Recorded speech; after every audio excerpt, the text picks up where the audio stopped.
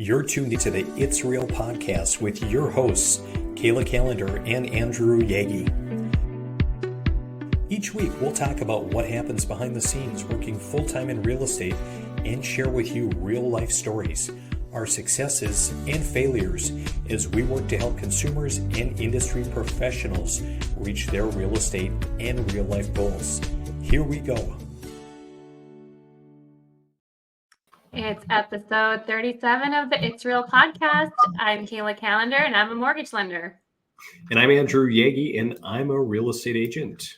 Hello, Andrew. How are you today? Hey, I'm doing swell, Kayla. It's a beautiful day and the sun is shining. How are you?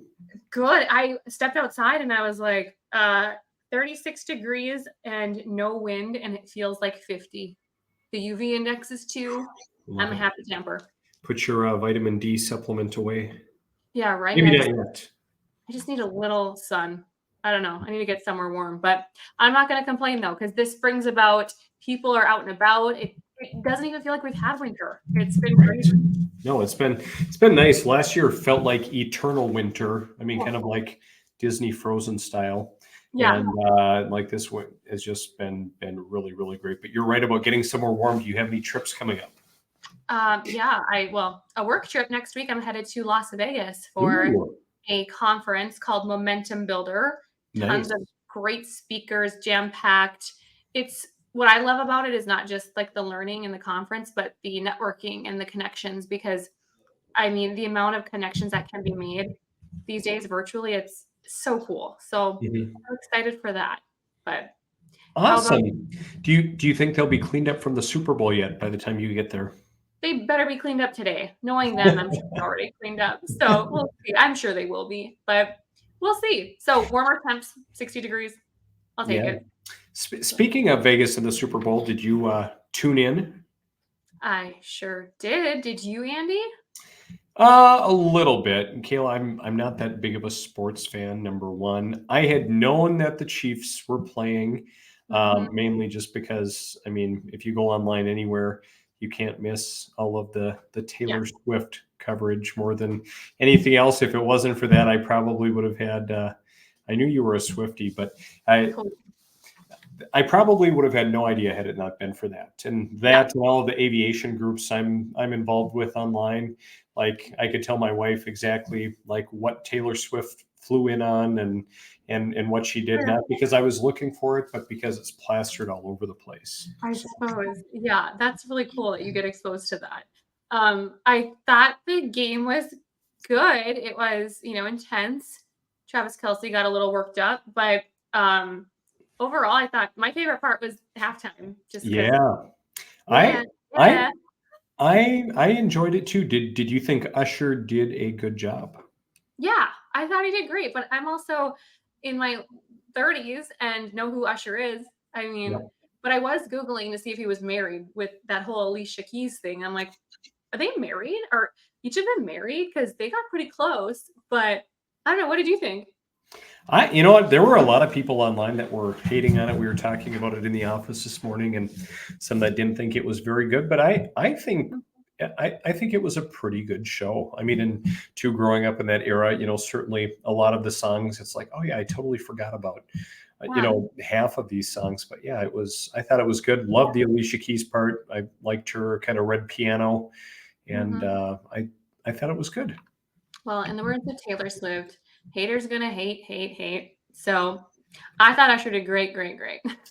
I was on scrolling around this morning and saw that you're opportunistically already, taking advantage of the Super Bowl with your TikTok, noting Usher's embrace of Alicia and your Travis Kelce comment. Yeah, I try to hop on that. I have a whole method to my madness, but it's fun to kind of get in front of it all, and then people start to share it and they laugh, and after a day and a half it's already been redone a million times, and it's when you do it, it's just not as well received. So hopped on it early. Right. Yeah. No, I thought honestly, Kayla, I went to bed after halftime, so I had no idea who who even won, but kind of cool. A great victory for Taylor Swift, right? Or Yeah. I mean the Chiefs. I mean, the Chiefs, yes, it really was. Second year in a row and first time in NFL history. Crazy, isn't it? It is crazy. Yeah, it was a good game. It was fun to watch. I actually watched it, and I'm not a big football fan. I like the Dallas Cowboys cheerleaders, but other than that, it was a good game, I thought. So Sure. onward and upward to next year. Fantastic. Yeah. Kayla, what are you seeing this week in the market for rates? Rates, but pretty flat compared to last week. We're hovering right under 7. Thank you for pulling this up always. And as you can see, especially here, again, we're seeing about half difference, but pretty flat this week compared to last. I looked at the bond programs this morning with North Dakota Housing, and those are the same as they were. Those usually don't change a whole lot. So they've been pretty steady. I'm curious to see what the quarter will bring. You know, I'm curious to see what the next MBA report will show. But the fact is, Andy, is I'm finding that people are kind of just getting over the rates. They're kind of at a point where they're like, you know what, this is how it is, and they're not buying, or they're like, we need to move forward. I had a call with a client today, and he's like, I just need to get out of my apartment. I need to get out, and I get it. And so I'm seeing a lot of individuals like, you know what, just tell me the payment. What can I do to get there? And the rates are sort of becoming less of a pain point. I think, Kayla, anytime you got someone on the fence, you just need to send them your recent TikTok Yeah. and be like, hey, let me put it to you in a different context. Do you like sports?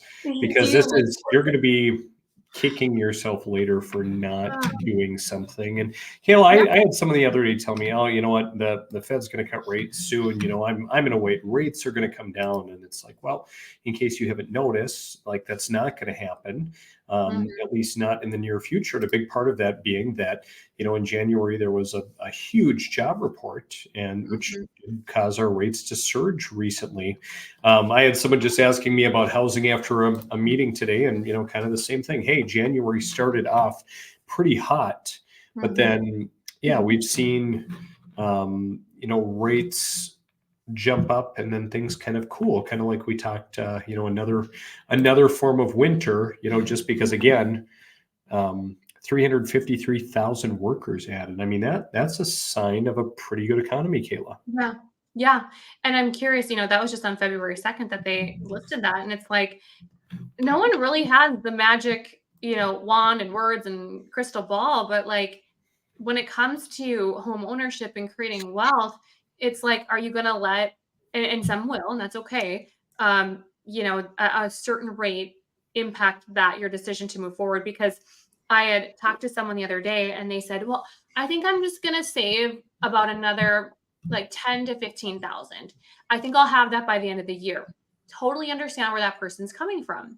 But then when we stop and think about it, Andy, this part that clients don't remember is that homes tend to go up in value, which means the prices go higher. So if you take a $400,000 home and let's say a 4% appreciation, that's 16 grand more you're going to pay for the home. So that 10 to 15 grand that you saved, it is a wash if the price goes up that much. So for me, it's educating the borrower on these things because how are they to know, right? And that's why my Travis Kelce post is so accurate, because it's not up to the consumer to know all of these things. It's up for us lenders and realtors to educate and share these things. Yeah. And it's complex. And I mean, there's a lot going on behind the scenes too, obviously. I think the other very interesting thing that I came upon, Kayla, just talking about the market. And, you know, we talk a lot about residential real estate. I do a little bit of commercial. I know you're strictly residential. And, you know, we don't have huge issues in our rural area. But just the fact that, hey, there has been kind of a huge fallout in terms of demand for office space. You know, some of these large buildings, I always say that down in like the Minneapolis area, I would hate to own like the Capella Tower, the really tall skyscraper with the ring around the top. I mean, it'd be a cool building and maybe it's doing well, but I look at, you know, the number of, you know, remote workers today and just how, you know, the commercial landscape has really, really changed. and how a lot of individuals are starting to default on that debt. And who carries a lot of that debt, Kayla? Well, some of the smaller regional banks. And their balance sheets aren't looking good. I think banks as a whole are fairly, leveraged depending on what they've gotten into.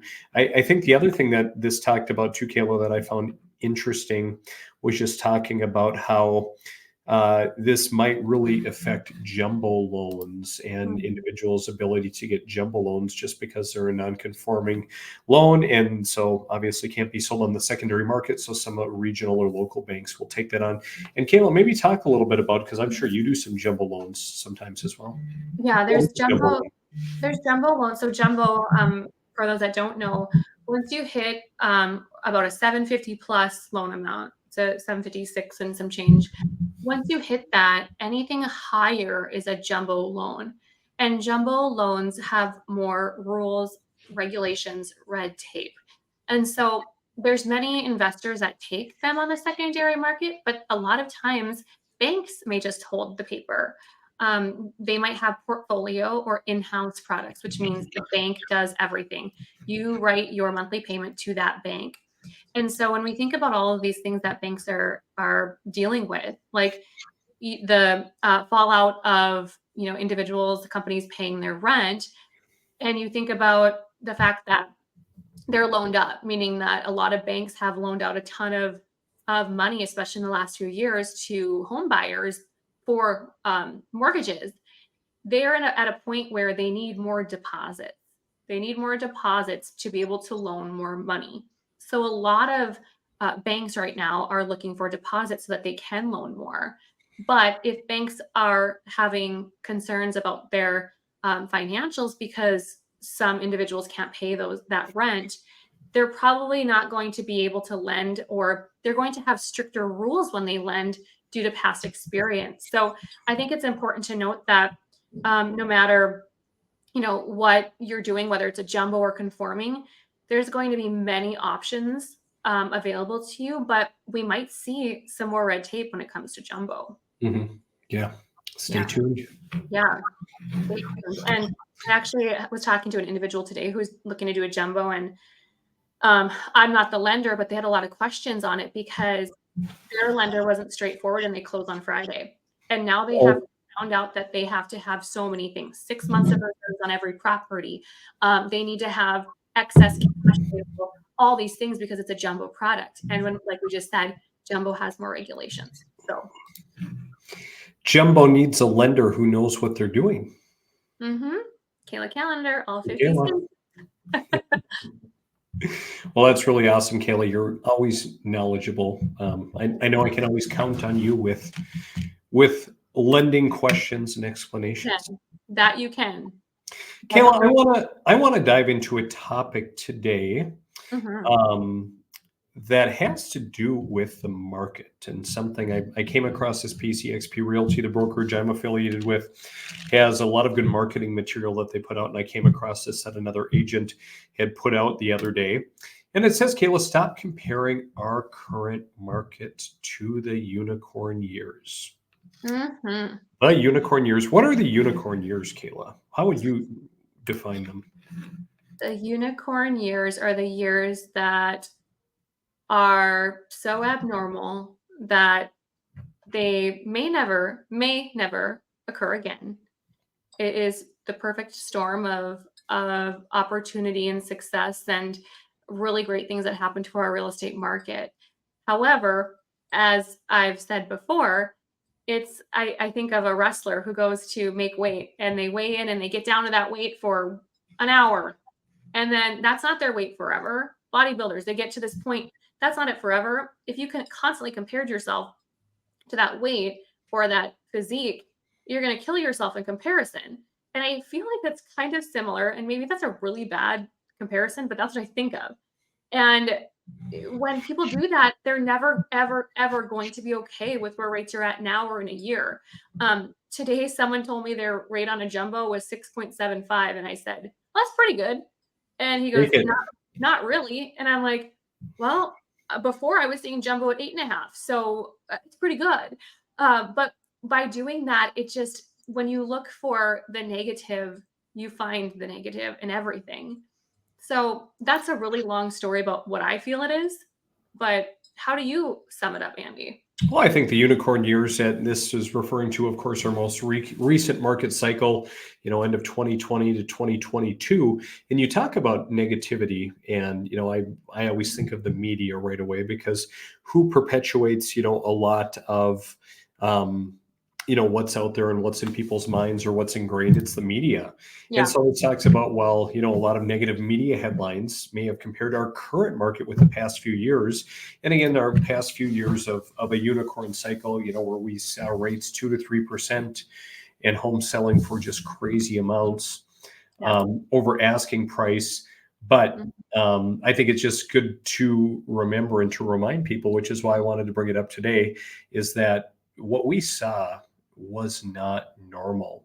Mhm. And Kayla, again, some people might be watching this and thinking, God, all you guys ever talk about is the market, and all you ever talk about is what it was, and hey, yeah, rates are high, whatever. But I think that it's something that we need to keep reiterating and telling in different ways, whether it's you using Travis Kelsey on a TikTok reel or whatever, or just reframing it in different ways, because again, like, so much of what we do is education, and to really try to instill in people that we're probably never ever going to see what we saw in 2020 to 2022 again. Mhm. And that's okay if we can find other ways to save money or find other ways to allocate um, our financials. And if we once prepared for some people at a 3% rate, I look at everyone's debt that they currently have, and I see car loans and credit cards at such higher rates, and those are acceptable, Andy, because we've been accustomed to that.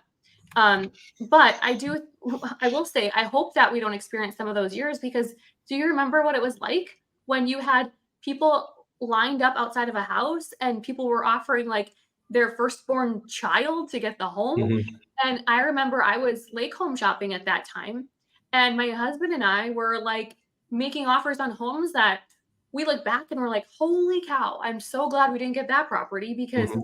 we would have been, guess what, paying, for example, 500 grand for a $425,000 home. And we're having to cover that difference. And for what? You're basically paying way more for a lower rate, where now you're paying asking or maybe less, and you have a higher rate that you didn't have before, maybe, but you can always refinance. So that's what I think of, is I hope that, we remember the good, but it's easy to forget the bad, you know? Kayla, it was really great to list homes at that time and have people coming and, bringing multiple offers. It was not fun working with buyers. But again, Yeah. those two Sellers. components, just talking about those years, home prices reaching unsustainable highs, interest rates at unprecedented lows. And so, Kayla, moving on from that, we always talk about how the market normalizes. It's becoming more and more apparent, even to people, to the consumer out there, that these are outliers and not representative of long-term trends, which, like we talk, there are still some individuals that are trying to wrap their head around it, but I think a lot more people coming down to earth, Mhm. as well. Kayla, I've heard some people talking a little bit, and I know you have too, based on our conversations, about how, it's possible that, buyer demand is declining. And, we hear people talk about a market crash. We know it's, not going to happen. Mhm. But buyer demand is really quite high. And obviously, we saw record showings of properties during those unicorn years. We still are seeing a lot of activity today. And point in case, when you were telling me, how many new buyers did you have reach out to you this weekend? Yeah, I mean, 5, you guys, like 5. And does that seem like a lot or a little? Well, when you look at how, someone told me a stat today. I don't know where it came from, but he's in the industry. He said 62% of mortgage lenders in October closed one loan. One loan. One. Wow. And when you think about that, I mean, you think of your conversion rates, you have to get so many apps to get one loan closed. I mean, even if you say you get 5 apps for one loan closed, to get 5 new individuals, inquiring about a mortgage over the weekend, not even a weekday, I am finding it is extremely busy. People are curious. And I'm so proud of these people for reaching out, because they're not saying, Kayla, send me your link so I can apply. They're saying, can we have a discussion? Can we chat? And that's the key, is let's have a talk. Let's get an app. But you know what I always say is prescription without diagnosis is malpractice. So, everyone that seems to be like the naysayers of buying real estate or taking that next step, or rates are terrible, I'm finding that those are the people that probably haven't sat down and had a conversation. Yeah. So the 5 people I had, I was just so impressed with. They're really wanting to educate themselves. Yep, I like that. And I've had some really great ones lately too, who have wanted to be educated and not put the cart before the horse, which is really refreshing to see. Yeah. What about your sellers? Are you finding sellers are starting to come out more, like as of this week, or any more activity there? Yeah, I mean, we're having a lot of good conversations, and we listed 3 properties last week. Sellers and buyers still aren't always on the same page. Some still think that their property is worth way more than it is. Yeah. So trying to find that realistic balance is challenging. As is, even you talked about a while ago on today's episode, Kayla, just the fact that, some people are waiting, and so good to be educated, good to be, cautious a little bit, but not to wait too long, and just talking about the cost of waiting. And that's one other point that this deck makes, is the annual appreciation is returning to normal. So again, the unicorn years, we may have seen, north of 10 to almost 20% appreciation in homes, which is ridiculous. So now, maybe 3, 4, 5% appreciation. So again, you talked about the buyer that wanted to maybe save up 15,000 more. I mean, it may very well be a wash and some. It could be. And I told this individual too, I said, gosh, like they were going to make an offer a few weeks ago and they held off. And I thought about it, and I was honest, and I said, had you made that offer, there was a day where rates dropped, and I said we could have snagged a lower rate than what we've been anticipating. And so if you're trying to time the market, it's impossible. But the fact is you can always look back and say woulda, coulda, shoulda. But I don't think I've ever had a client, unless they didn't tell me, buy property and say, I wish I wouldn't have bought this house. You think about, have you ever, maybe you have had someone, but when you think about all the clients you've had, has someone ever said, man, I'm so mad I got into real estate? Unless it's like a lemon. No, I've had some people that have had some issues with houses, and so maybe, because of that, but otherwise, no, I think most everyone's been generally pretty happy. And so I don't know, I guess just the bottom line, Kayla, is just, it's good and important for people to remember that, again, out there's a lot of negativity in the media nonstop, and especially a year like this, we're going to see probably even more, especially as it pertains to housing. Yeah. And just to avoid comparisons to what we would call the unicorn years, just because you can't even compare our current market to what it was in 2020 to 2022. Comparison is the thief of joy. That's what we're going to call this episode. It is. I like that, Kayla. I like it. You're welcome. I contributed. Well, Kayla, I think that wraps up today's episode. So great connecting with you. I hope you enjoy the week. I'm looking forward.